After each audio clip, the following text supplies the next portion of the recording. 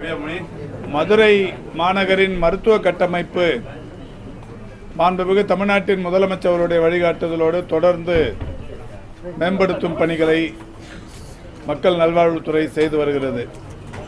அந்த வகையில் இன்றைக்கு மதுரை மாநகரில் பல்வேறு மருத்துவ கட்டமைப்புகள் தொடங்கி வைக்கப்பட்டும் நடைபெற்றுக் கொண்டிருக்கிற பணிகள் ஆய்வு செய்யவும் பட்டிருக்கிறது.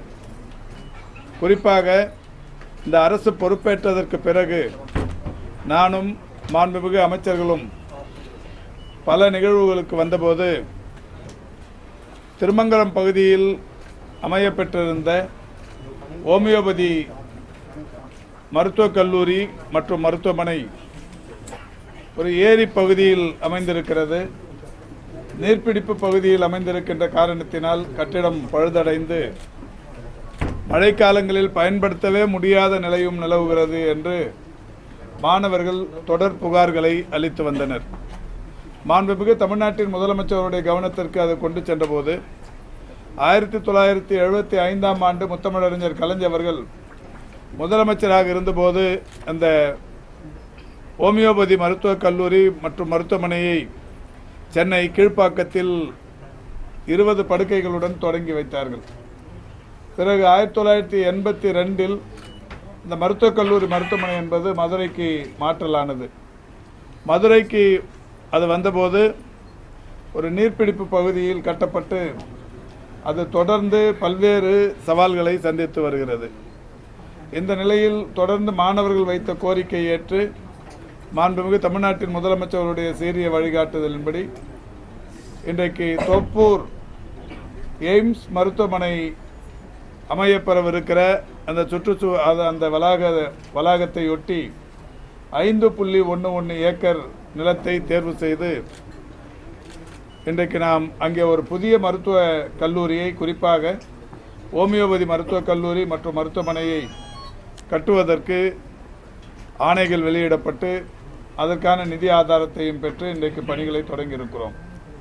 70 கோடி மதிப்பிலான அந்த கட்டிடப் பணிகள், குறிப்பாக மருத்துவக் கல்லூரிக்கான வகுப்பறைகள், மாணவர் மாணவியர்களுக்கான விடுதிகள், அதேபோல் 50 படுக்கைகள் கொண்ட மருத்துவமனை போன்ற பல்வேறு வசதிகளுடன் அந்த மருத்துவக் கல்லூரி மருத்துவமனை இன்றைக்கு காலையில் நானும் மாண்புமிகு வணிக வரித்துறையின் அமைச்சர் அவர்களும் இன்றைக்கு அந்த பணியினை தொடங்கி வைத்திருக்கிறோம்.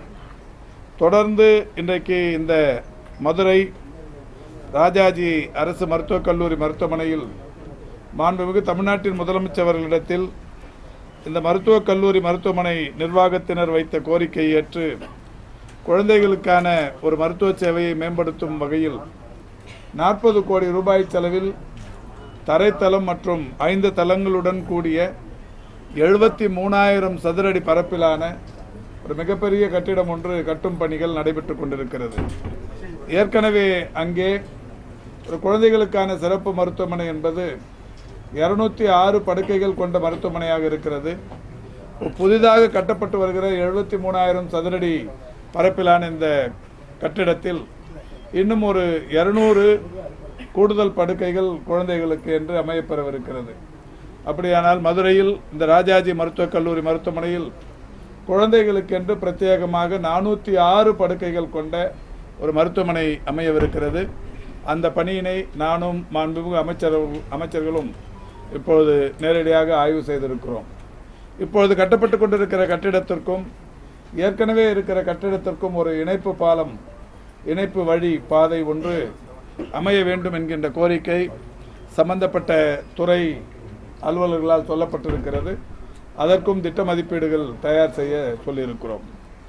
இந்த நிலையில் இந்த மருத்துவக் கல்லூரியில் இருக்கிற இன்னொரு சவாலான ஒரு பிரச்சனை, ஏற்கனவே புற்றுநோய் பாதிப்புகளுக்கென்று பாலரங்காபுரத்தில் ஒரு அமைப்பு ஒன்று இருக்கிறது. இந்த மருத்துவக் கல்லூரிக்கும் இந்த மருத்துவக் கல்லூரியில் இருக்கிற மருத்துவமனைக்கும் சம்பந்தமில்லாமல் வேறொரு இடத்தில் அது புற்றுநோய்க்கான அந்த பரிசோதனைகள் மையம் இருக்கிறது. அதேபோல் இந்த மருத்துவமனை வளாகத்திலேயே இருக்கிற புற்றுநோய் அமைப்பு என்பது 1980ஆம் ஆண்டுகளில் கட்டப்பட்ட ஏறத்தாழ 45 ஆண்டுகளுக்கு முன்னால் கட்டப்பட்ட பழமையான கட்டிடத்தில் இயங்கியும் வருகிறது. எனவே அந்த கட்டிடமும் தற்போது பயன்பாடு என்பது கேள்விக்குறியாக வருகிற நிலையில் மாண்புமிகு தமிழ்நாட்டின் முதலமைச்சருடைய கவனத்திற்கு கொண்டு சென்று ஒரு புதிய புற்றுநோய்க்கான ஒரு புதிய கட்டமைப்பை இந்த மருத்துவக் கல்லூரி வளாகத்தில் உருவாக்கிட வேண்டும் என்கின்ற கோரிக்கை வைக்கப்பட்டு மாண்புமிகு முதல்வர் அவர்கள் சம்பந்தப்பட்ட துறை அலுவலர்களுக்கு உத்தரவிட்டு ஒரு 36 கோடி ரூபாய் செலவில் புதிய புற்றுநோய்க்கான மருத்துவமனை ஒன்று இங்கே அமைப்பதற்கு உத்தரவிட்டிருக்கிறார்கள். அந்த வகையில் இந்த குழந்தைகளுக்கான மருத்துவமனை கட்டுமான பணிகள் நடைபெற்றுக் கொண்டிருக்கிற இடத்திற்கு பக்கத்தில் இன்னும் ஒரு இடம் ஒன்று இருக்கிறது. அந்த இடத்தை பொறுத்தவரை மாவட்ட ஆட்சித்தலைவரின் என்டர் அப்பான் பர்மிஷன் பெற்று அந்த இடத்தை அதிகாரப்பூர்வமாக மருத்துவத்துறைக்கு மாற்றி அங்கே அந்த பணியினை தொடங்கி வைப்பதற்கு நடவடிக்கை எடுக்கப்படவிருக்கிறது. அந்த பணியும் தற்போது ஆய்வு செய்யப்பட்டிருக்கிறது. இந்த நிலையில் இந்த ராஜாஜி மருத்துவக் கல்லூரி மருத்துவமனையை பொறுத்தவரை ஏற்கனவே பல்வேறு துறைகளில் இந்த மருத்துவமனை மிக சிறப்பான பயன்பாட்டில் இருந்து கொண்டிருக்கிறது. இந்த காலை கூட நான் ஒரு நிகழ்ச்சியில் பேசும்போது சொன்னேன், 2021 மே திங்கள் 7ஆம் தேதிக்கு முன்னால் இந்த மருத்துவமனைக்கு வந்த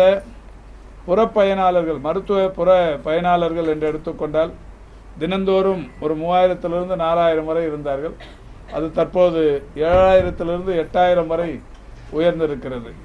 அந்த அளவுக்கு மதுரை மருத்துவக் கல்லூரி மருத்துவமனைக்கு அக்கம் பக்கத்தில் இருக்கிற மாவட்டத்தைச் சேர்ந்தவர்களும் மதுரையில் இருக்கிற மக்களும் அரசு மருத்துவ சேவையை முழுமையாக ஏற்று இந்த மருத்துவமனைக்கு வர தொடங்கி இருக்கிறார்கள். எனவே இங்கே கூடுதல் வசதிகள், கூடுதலாக மருத்துவ உபகரணங்கள் செய்து தர வேண்டியது என்பது அவசியமாக இருந்து கொண்டிருக்கிறது.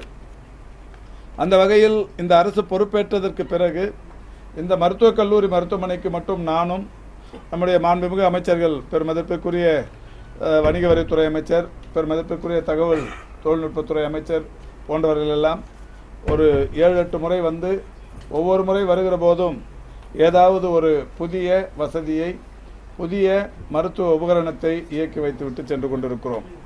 அந்த வகையில் 2021 கடைசியில் இந்த மருத்துவமனைக்கு நாங்கள் வந்தபோது, 2021 ஜூலையில் வந்தபோது இங்கே திருநங்கைகள் திருநம்பிகளுக்கு என்று ஒரு பிரத்யேக கிளினிக் சிகிச்சை மையம் ஒன்று இங்கே வேண்டும் என்கின்ற கோரிக்கை இருந்தது.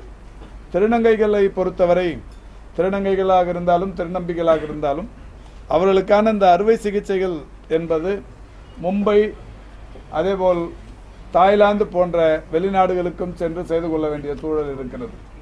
இதில் கைதேர்ந்த மருத்துவர்கள் செய்வது என்பதையும் கடந்து இதில் பல வகைகளில் அவர்கள் ஏமாற்றப்பட்டும் யாருக்கும் தெரியாமல் உயிரிழந்தும் கொண்டிருக்கிறார்கள். எனவே மிக மிக மிக மனிதாபிமானத்தோடு மாண்புமிகு தமிழ்நாட்டின் முதலமைச்சர்கள் அந்த திருநங்கைகளுக்கான அந்த அறுவை சிகிச்சைகளை இலவசமாக செய்வதற்குரிய நடவடிக்கை எடுக்க வேண்டும் என்று சொன்னதன் விளைவு மதுரையில் அந்த ஒரு புதிய மருத்துவ வசதி இங்கே ஏற்பாடு செய்யப்பட்டது. அந்த வகையில் ஒரு மகிழ்ச்சியான விஷயம், இதுவரை 889 திருநங்கைகள் அந்த அமைப்பு இங்கே தோற்றுவிக்கப்பட்டதற்கு பிறகு வந்து பார்த்து பல வகைகளில் பயன்பெற்றிருக்கிறார்கள். அறுவை சிகிச்சைகளின் மூலம் மட்டுமே பயன்பெற்றிருப்பவர்கள் 258 பேர். இந்த 258 பேருக்கும் ₹1 கூட அவர்களுக்கு செலவில்லாமல் அரசாங்கமே காப்பீட்டு திட்டத்தின் கீழ் அவர்களுக்கு இந்த அறுவை சிகிச்சைகளை செய்து அவர்களுடைய உடல் நலனை காத்திருக்கிறது. இப்படி பல்வேறு விஷயங்கள், டிரான்ஸ்பிளான்ட் விஷயங்களிலும் இந்த மருத்துவக் கல்லூரி மருத்துவமனை மிகப்பெரிய அளவிலான சாதனைகளை தொடர்ந்து படைத்துக் கொண்டிருக்கிறது. இந்த மருத்துவமனையில் இப்பொழுது மிகப்பெரிய அளவிலான வசதிகளோடு, இட நெருக்கடி ஒன்றை தவிர்த்து மற்றபடி மிகப்பெரிய அளவிலான வசதிகளோடு இந்த மருத்துவமனையில் பல்வேறு தொடர் கட்டமைப்பு மேம்படுத்தும் பணிகள் என்பது நடைபெற்று கொண்டிருக்கிறது. இந்த அரசு பொறுப்பேற்றதற்கு பிறகு இந்த மருத்துவக் கல்லூரியில் ஏறத்தாழ 419 கோடியே 50 லட்சம் மதிப்பீட்டில் புதிய மருத்துவ கட்டமைப்புகள், மருத்துவ உபகரணங்கள் கொண்டு வரப்பட்டிருக்கிறது. குறிப்பாக ஜைக்கா உதவியுடன் தரைத்தளம் மற்றும் 6 தளங்கள் கொண்ட 313,25,00,000 ரூபாய் மதிப்பீட்டில் ஒரு கட்டிடம் கட்டப்பட்டு மாண்புமிகு தமிழ்நாட்டின் முதலமைச்சர் அவர்களால் அது திறந்து வைக்கப்பட்டு இப்பொழுது முழு கட்டிடமும் அந்த தரைத்தளம் மற்றும் 6 தளங்கள் கொண்ட அந்த முழு கட்டிடம் மிக சிறப்பான பயன்பாட்டில் இருந்து வருகிறது. 7,99,00,000 மதிப்பீட்டில் ஒரு கேத்தலாப் கருவி ஒன்று இந்த மருத்துவமனையில் எங்களால் திறந்து வைக்கப்பட்டது. 2,89,00,000 மதிப்பீட்டில் நெஞ்சக மருத்துவ பிரிவு கட்டிடம் ஒன்று எங்களால் திறந்து வைக்கப்பட்டது. 1,03,00,000 மதிப்பீட்டில் கட்டண படுக்கை தொகுதிகள், அதாவது நடுத்தர மற்றும் உயர்தர வருவாய் பிரிவினரும் அரசு மருத்துவ சேவையை பயன்படுத்திக் கொள்வதற்கு ஏதுவாக கட்டண படுக்கை தொகுதிகள் இந்த மருத்துவமனையில் கட்டி முடிக்கப்பட்டு அது இன்றைக்கு மிக சிறப்பான வகையில் பயன்பாட்டில் இருந்து கொண்டிருக்கிறது. அதேபோல் இந்த ராஜாஜி மருத்துவமனைக்கு சீமாங் கட்டிடம், தரைதளத்தில் பார்வையாளர்கள் அமரும் கூடம் என்று பல்வேறு வசதிகள் செய்து தரப்பட்டது. அதேபோல் இந்த மருத்துவக் கல்லூரியில் கல்வியியல் கூடம், ஆசிரியர் மற்றும் ஆசிரியர் இல்லாதோருக்கான குடியிருப்பு 41,25,00,000 மதிப்பீட்டில் கட்டப்பட்டு அவைகளும் பயன்பாட்டிற்காக திறந்து வைக்கப்பட்டது. இந்த மருத்துவக் கல்லூரி மருத்துவமனையில் கூடுதல் முதுநிலை மருத்துவ படிப்பு மாணவர்களுக்கு என்று விடுதிகள் 12,90,27,00,000 மதிப்பீட்டிலும், கூடுதல் மாணவியர் விடுதி 9,39,00,000 மதிப்பீட்டிலும், கூடுதல் மாணவியர் விடுதி 9,12,00,000 மதிப்பீட்டிலும், கூடுதல் மாணவர்கள் விடுதி கட்டிடம் 8,60,00,000 மதிப்பீட்டிலும், கல்லூரியில் புதிய நூலக கட்டிடம் ஒன்று 8,62,00,000 மதிப்பீட்டிலும், அதேபோல் கல்லூரியில் கருத்தரங்கம் சீரமைக்கும் பணிக்கு 2,46,00,000 மதிப்பீட்டிலும், கல்லூரியில் விலங்குகளுக்கான கூடம் 1,74,00,000 மதிப்பீட்டில் என்று ஏறத்தாழ 419,50,00,000 மதிப்பீட்டிலான பணிகள் இந்த கல்லூரியில் மருத்துவமனையில் இந்த அரசு பொறுப்பேற்றதற்கு பிறகு செய்து முடிக்கப்பட்டு மக்களின் பயன்பாட்டிற்காக திறந்து வைக்கப்பட்டிருக்கிறது. அதோடு மட்டுமல்லாது இப்பொழுதும் கூட இன்றைக்கு நான் ஏற்கனவே சொன்னதைப் போல 40 கோடி செலவில் தரைத்தளம் மற்றும் 5 தளங்களுடன் கூடிய குழந்தைகள் நலம் மற்றும் ஆராய்ச்சி மைய கட்டிடம் ஒன்று பணிகள் நிறைவடையும் தருவாயில் இருக்கிறது. இப்போது சம்பந்தப்பட்ட நிர்வாகத்தினர், பொதுப்பணித்துறையினர், ஒப்பந்தக்காரர்கள் பிப்ரவரி முதல் வாரத்திற்குள் அந்த கட்டிடத்தை கட்டி முடித்து திறந்து வைப்பதற்கு தயார்படுத்தி தருவோம் என்று சொல்லியிருக்கிறார்கள். அதோடு மட்டுமல்லாது பன்னோக்கு பல்மருத்துவ நிலையம் ஒன்றும் 1,03,00,000 மதிப்பீட்டில் கட்டும் பணிகள் நடைபெற்று கொண்டிருக்கிறது. உடற்கூறாய்வு கட்டிட மேம்பாட்டு பணிகளும் இன்றைக்கு ஏறத்தாழ 1 கோடி ரூபாய் செலவில் இந்த மருத்துவக் கல்லூரி மருத்துவமனையில் செய்யும் பணிகள் நடைபெற்று கொண்டிருக்கிறது. இவைகள் மட்டுமல்லாது இன்னமும் கூடுதலாக இந்த மருத்துவக் கல்லூரி மருத்துவமனைக்கு வேண்டும் என்கின்ற வகையில் பல்வேறு கோரிக்கைகளும் வைக்கப்பட்டிருக்கிறது. அந்த வகையில் 2,50 கோடி மதிப்பீட்டில் ஒரு சிடி ஸ்கேன் கருவி அமைக்க, புதிய சிடி ஸ்கேன் கருவி அமைக்க நடவடிக்கை எடுக்கப்பட்டு வருகிறது. இப்படி பல்வேறு வசதிகள் இந்த மருத்துவக் கல்லூரி மருத்துவமனைக்கு செய்யப்பட்டிருக்கிறது என்பதை மகிழ்ச்சியோடு தெரிவித்துக் கொள்ளுகின்றோம். இப்பொழுது இன்றைக்கு நானும் மாண்புமிகு அமைச்சர்களும் ஒரு புதிய நவீன வசதிகள் கொண்ட மருத்துவ உபகரணங்கள் என்பது அரசு மருத்துவமனைகளில் தொடர்ச்சியாக வந்து கொண்டிருக்கிறது. இந்தியாவில் 36 மாநிலங்கள் இருந்தாலும் ரோபோட்டிக் கேன்சர் எக்யூப்மெண்ட் என்கின்ற ஒரு அதிநவீன ஒரு கருவி 34 கோடி ரூபாய் செலவிலான அந்த கருவி இந்தியாவில் இருக்கிற எந்த மாநில அரசு மருத்துவமனையிலும் இல்லை. அது நம்முடைய மாண்புமிகு தமிழ்நாட்டின் முதலமைச்சர் அவர்கள் ஓமந்தூரார் பன்னோக்கு மருத்துவமனையில் கடந்த 2 ஆண்டுகளுக்கு முன்னால் அதை திறந்து வைத்து இன்றைக்கு மிக சிறப்பான பயன்பாட்டில் இருக்கிறது. அதேபோல் நம்முடைய முதல்வர் அவர்களால் திறந்து வைக்கப்பட்ட கலைஞர் நூற்றாண்டு உயர் சிறப்பு மருத்துவமனையில் டபுள் பலூன் என்ட்ரோஸ்கோபி, ஆட்டோ எம்ஆர்ஐ போன்ற இந்தியாவின் வேறு எந்த மாநில அரசு நிர்வாகங்களிலும் இல்லாத அதிநவீன மருத்துவ உபகரணங்கள் தமிழ்நாட்டின் மருத்துவத்துறையில் குறிப்பாக அரசு மருத்துவமனைகளில் அமையப்பெற்று மக்களின் பயன்பாட்டிற்கு கொண்டு வரப்பட்டிருக்கிறது. இப்படி அதிநவீன மருத்துவ உபகரணங்கள் தொடர்ந்து அரசு மருத்துவமனைகளில் வந்து கொண்டிருக்கின்ற காரணத்தினால் அரசு மருத்துவ சேவையை முழுமையாக மக்கள் பயன்படுத்தி கொள்கிற அந்த எண்ணிக்கை என்பது தொடர்ந்து உயர்ந்து கொண்டிருக்கிறது. அந்த வகையில் இன்றைக்கும் கூட இந்த மருத்துவமனையில் ஒரு 50 லட்சம் செலவில் டெக்ஸா ஸ்கேன் என்கின்ற ஒரு அதிநவீன கருவி ஒன்று இப்போது மக்களின் பயன்பாட்டிற்காக மாண்புமிகு அமைச்சர்கள் முன்னிலையில் மக்களின் பயன்பாட்டுக்கு கொண்டு வரப்பட்டிருக்கிறது.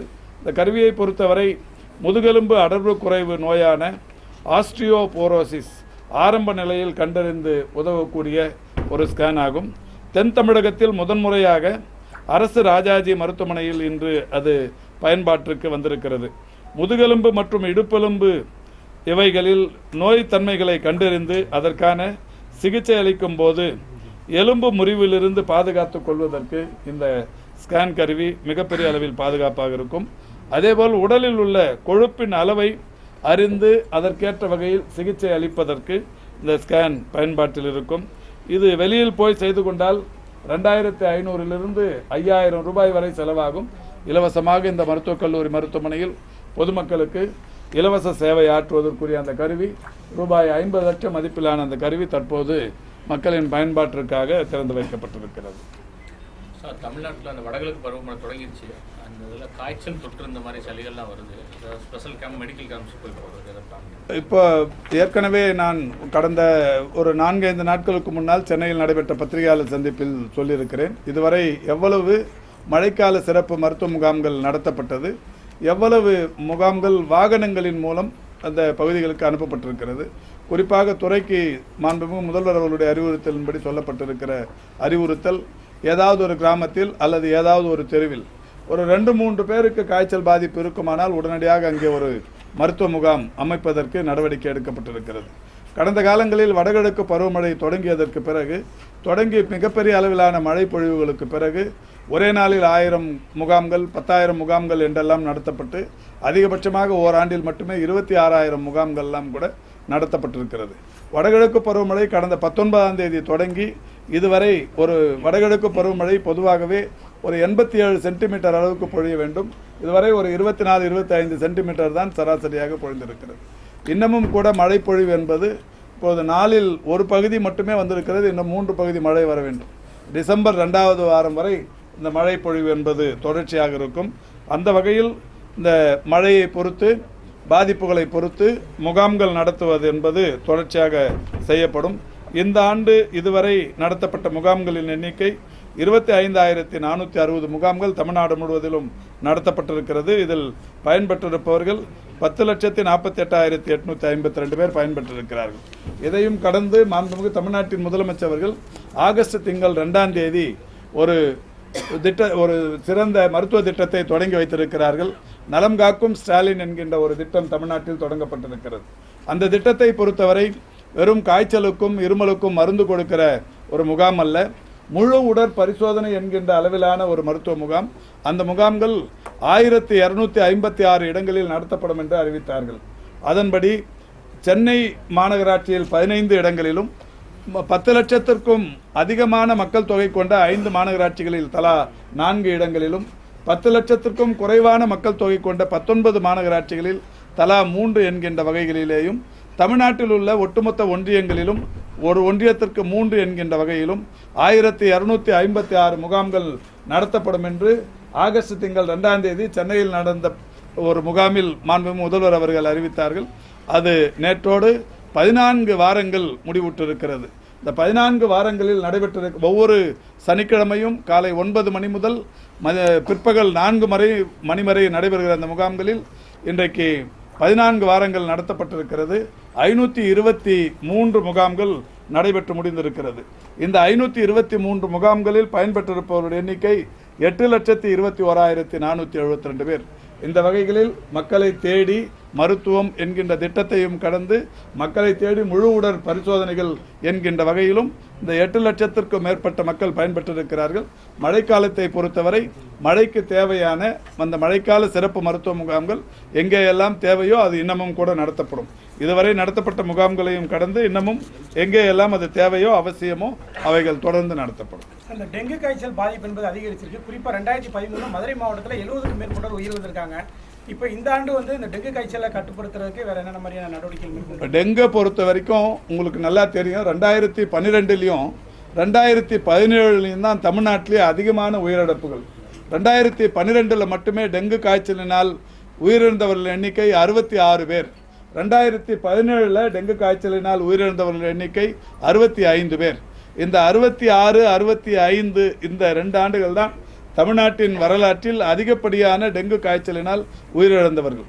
மாண்புமிகு தமிழ்நாட்டின் முதலமைச்சருடைய வழிகாட்டுதலோடு உள்ளாட்சி அமைப்புகள், ஊரக உள்ளாட்சி, நகர்ப்புற உள்ளாட்சி, மக்கள் நல்வாழ்வுத்துறை போன்ற பல்வேறு துறைகள் ஒருங்கிணைத்து ஒவ்வொரு மழைக்காலத்திலும் எடுத்து வருகிற முன்னெச்சரிக்கை நடவடிக்கைகள் போன்ற பல்வேறு காரணங்களினால், அது வடகிழக்கு பருவமழையாக இருந்தாலும், தென்மேற்கு பருவமழையாக இருந்தாலும், வெப்பச்சலன மழையாக இருந்தாலும், கோடை வெப்ப மழையாக இருந்தாலும், குளிர்கால மழையாக இருந்தாலும், எல்லா மழை காலங்களிலும் இந்த அரசு எடுத்த முன்னெச்சரிக்கை நடவடிக்கையினால் டெங்கு என்பது கட்டுக்குள் இருக்கிறது. இறப்புகளின் எண்ணிக்கை என்பது ஓரிலக்கத்திலேயே இருந்து கொண்டிருக்கிறது. இந்த ஆண்டு இதுவரை 9 இறப்புகள். இந்த 9 இறப்புகளும் கூட சரியான நேரத்தில் மருத்துவர்களை மருத்துவம் பார்த்து கொள்ளாதது, அதேபோல் அந்த நோய் எதிர்ப்பு சக்தி குறைவாக இருப்பவர்கள், கோமார்பிடிட்டிஸ் என்று சொல்லக்கூடிய வகையிலான இணை நோய் பாதிப்பு உள்ளவர்கள், இது போன்றவர்களுடைய இவர்களுக்குத்தான் இதுவரை ஒரு 9 உயிரிழப்புகள் ஏற்பட்டிருக்கிறது. இன்றைக்கு தமிழ்நாட்டை பொறுத்தவரை டெங்கு பாதிப்பு என்பது கட்டுக்குள் இருக்கிறது.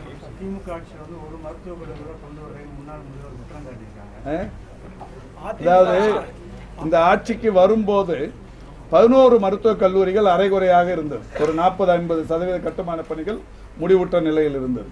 இந்த ஆட்சிக்கு வரும்போது 2021 மே 5ஆம் தேதி இதில் மருத்துவக் கல்லூரிகள் மட்டுமே உடனடியாக திறக்கப்பட வேண்டும் என்கின்ற வகையில் மாண்புமிகு முதல்வர் முன்னிலையில் பிரதமர் அவர்கள் 2022 ஜனவரியில் 11 மருத்துவக் கல்லூரிகளையும் திறந்து வைத்தார். மருத்துவக் கல்லூரி வரணும்னா மருத்துவமனை இருக்கணும். ஒவ்வொரு மருத்துவமனையில் 500 முதல் 700 வரையிலான படுக்கைகள் கொண்ட 11 மருத்துவமனைகளை உடனடியாக அமைக்கணும்.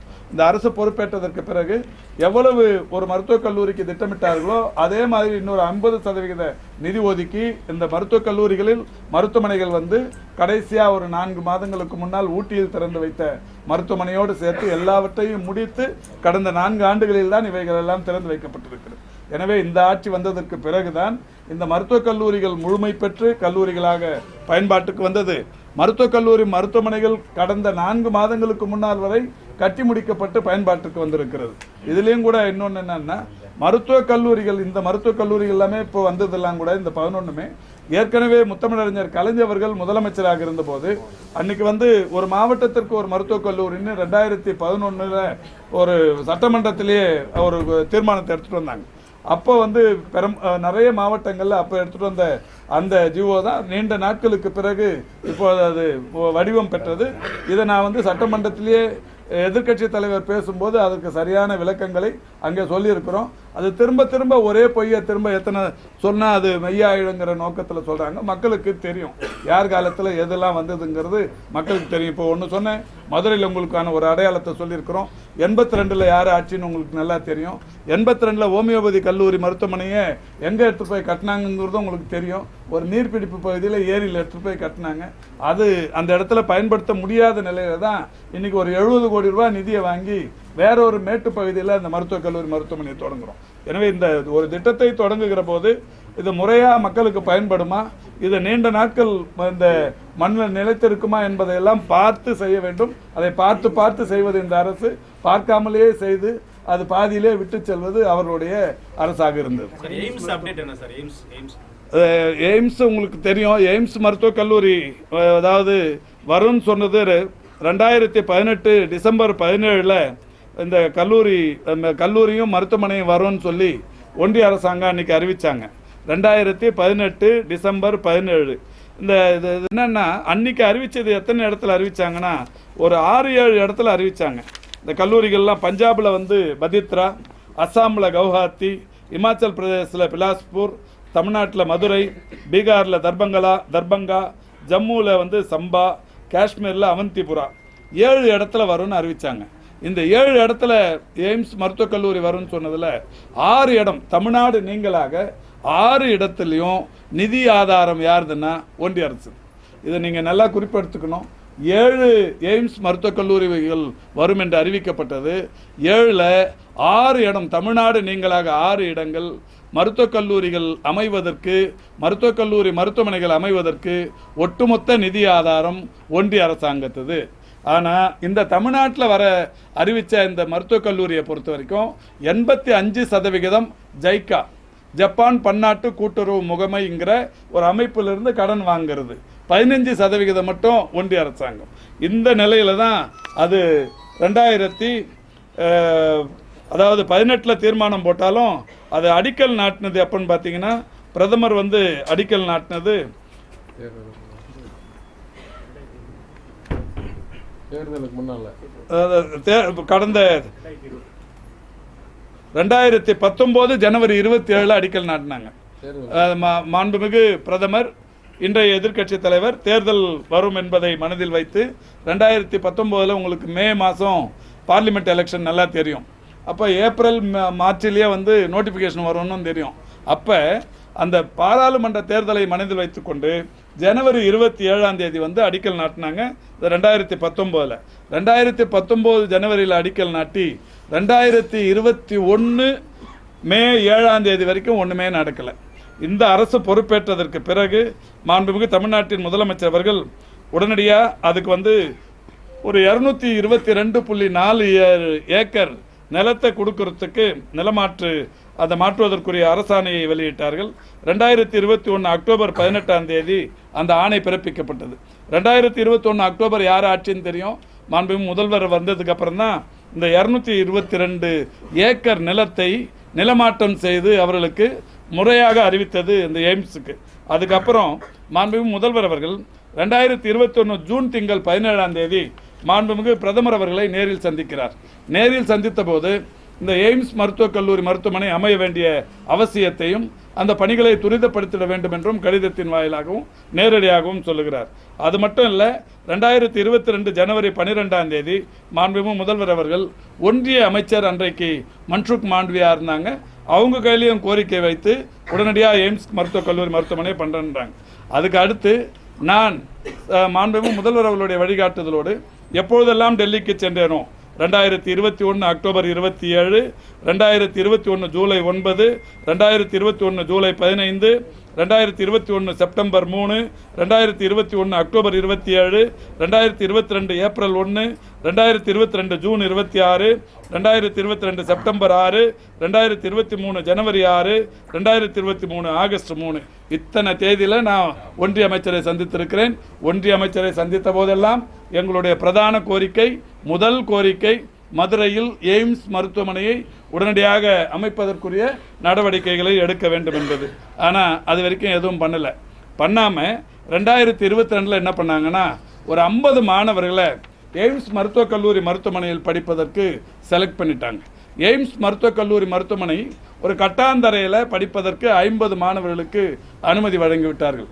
அப்போ தமிழ்நாடு மறுத்திருந்தால், இந்த மாணவர்களை தமிழ்நாட்டில் சேர்க்க முடியாது என்று ஒதுக்கி இருந்தால் அது இந்த எய்ம்ஸ் எங்கே வராமல் போயிருமோ அப்படின்னு சொல்லி மாண்புமிகு முதல்வர் அவர்கள் ராமநாதபுரம் மருத்துவக் கல்லூரியில் இந்த 50 மாணவர்கள் தங்குவதற்கும் படிப்பதற்கும் அந்த லேப் போன்ற வசதிகளை பயன்படுத்தி கொள்வதற்கும் அனுமதித்து 50 மாணவர்களுக்கு அனுமதி கொடுத்தாங்க.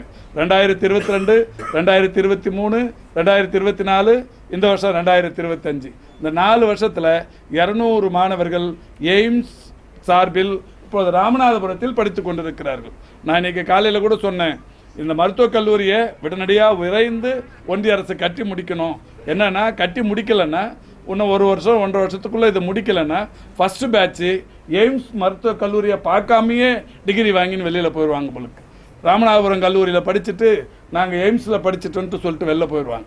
ஏன்னா அவங்களுக்கு இப்போ 2022 வந்தவங்க, இப்போ இன்னும் 1 வருஷம் ஆச்சுன்னா அவங்க முடித்து வெளில போகிறாங்க. அதனால் விரைந்து கட்டித்தரணுங்கிற கோரிக்கையை தொடர்ந்து வைத்து கொண்டிருக்கிறோம். இப்போ இந்த நிலையில் தான் மாண்புமிகு முதல்வர் அவர்கள் இதில் நமக்கும் பொறுப்பு இருக்குது, மதுரைங்கிறது தமிழ்நாடு, இங்கே நமக்கும் பொறுப்பு இருக்குங்கிறதால தான் 2023 அன்னைக்கு 2023 பிப்ரவரி 6, 7 எங்களை ஜப்பான் போக சொன்னாங்க. நானும் துறையின் செயலாளர், NHM MD, TNPHSC PD, இப்படி IAS ஆஃபீஸர்ஸ்லாம் அன்றைக்கி ஜப்பான் டோக்கியோவுக்கு போய் டோக்கியோவில் இருக்கிற அந்த ஜைக்கா நிறுவனத்தின் துணைத் தலைவர் சச்சிகோ இமோட்டோ அப்படிங்கிற அந்த துணைத் தலைவரை நேரில் சந்தித்து ஒரு மனு ஒன்று கொடுத்தோம். நீங்கள் வந்து ஒன்றிய அரசுக்கு இந்த எய்ம்ஸ் கட்டுறதுக்கு நிதி ஆதாரம் தரதா சொல்லியிருக்கிறீங்க, இன்னும் எதுவும் நிதி ரிலீஸ் பண்ணல, உடனடியாக அது கட்டுமானத்துக்கு உதவி பண்ணணும்னு லெட்டர் கொடுத்துருக்குறோம். அதுக்கான புகைப்படங்கள்லாம் இதோ இருக்குது. அந்த அப்போ போய் ஜப்பானில் போய் சம்மந்தப்பட்ட ஜைக்கா துணைத் தலைவரிடத்தில் நிதிக்காக கொடுத்த கடிதம் கொடுக்கும்போது இதில் என்னென்னா டெல்லியோட ஜைக்கா பிரதிநிதியும் கூட்டு போகணும். டெல்லியோட ஜைக்கா பிரதிநிதி திருமதி ஆதித்யா பூரி என்கின்ற ஒரு சகோதரியை, ஒரு பெண் அதிகாரியும் கூட்டு போய் அன்னைக்கு அங்கே கொடுத்தோம். கொடுத்ததுக்கு அப்புறமா இன்னைக்கு வந்து அந்த கல்லூரியை கல்லூரி மருத்துவமனையை கட்ட தொடங்கி இருக்கிறார்கள். மகிழ்ச்சி. விரைந்து கட்டித்தர வேண்டும் என்றும் கேட்டுக்கொள்கிறோம். இது ஒன்றிய அரசுக்கு எல்லா வகையிலும் தமிழ்நாடு அரசு உறுதுணையாக இருந்து கொண்டிருக்கிறது. இந்த 222 ஏக்கர் நிலத்தை கொடுத்தது இந்த அரசு, மாண்புமிகு முதல்வர் அவர்கள் இதை வந்து நிலத்தை கொடுத்து அதை ஆதாரபூர்வமாக கொடுத்தது. அது மட்டும் இல்லை, இப்போ 33 கிலோவாட் மின்சார உபயோகத்திற்கு மாண்புமிகு தமிழ்நாடு முதலமைச்சர் அவர்கள் 13,13,71,148 ரூபாய் இன்றைக்கு அந்த தொகையை அந்த இதுக்கு கொடுத்துருக்கார். எய்ம்ஸ் நிர்வாகத்துக்கு இந்த மின் உபயோகத்துக்கு 33 கிலோவாட் மின் உபயோகம் அந்த கல்லூரிக்கு வேணும்னு மாநில அரசு, குறிப்பாக நம்முடைய முதல்வர் 13,13,71,148 ரூபா அந்த இதுக்கு கொடுத்துருக்கிறாரு. அது மட்டும் இல்லை, அதை இந்த இது நீர் உட்கட்டமைப்புக்கு நீர் வழங்குவது, குடிநீருக்கான அந்த ஆதாரத்திற்கு 11,61,00,000 ரூபாய் தரப்பட்டிருக்கிறது. இப்படி மின்சாரம், குடிநீர், நிலம் போன்ற எல்லா வசதிகளையும் தமிழ்நாடு அரசும் ஒன்றிய அரசுக்கு ஒருங்கிணைத்திருக்கிறது. ஒன்றிய அரசோடு இணைந்து எப்படியாவது மதுரையில் அந்த எய்ம்ஸ் நிர்வாகம் வர வேண்டும் என்பதற்காக 13 கோடி ரூபாய் மின் உபயோகத்திற்கும் 11 கோடி ரூபாய் குடிநீர் விநியோகத்திற்கும் 222 ஏக்கர் தமிழ்நாட்டின் அரசு நிலமும் ஒன்றிய அரசுக்கு தந்துதான் இந்த கல்லூரி இங்கே வருவதற்குரிய நடவடிக்கைகள் எடுக்கப்பட்டு வருகிறது. ஒன்றிய அரசாக இருந்தாலும் மாநில அரசாக இருந்தாலும் மக்களின் பயன்பாட்டிற்கு எய்ம்ஸ் விரைந்து வர வேண்டும் என்பதே அனைவருடைய விருப்பம். வரும் என்று எதிர்பார்க்கிறோம்.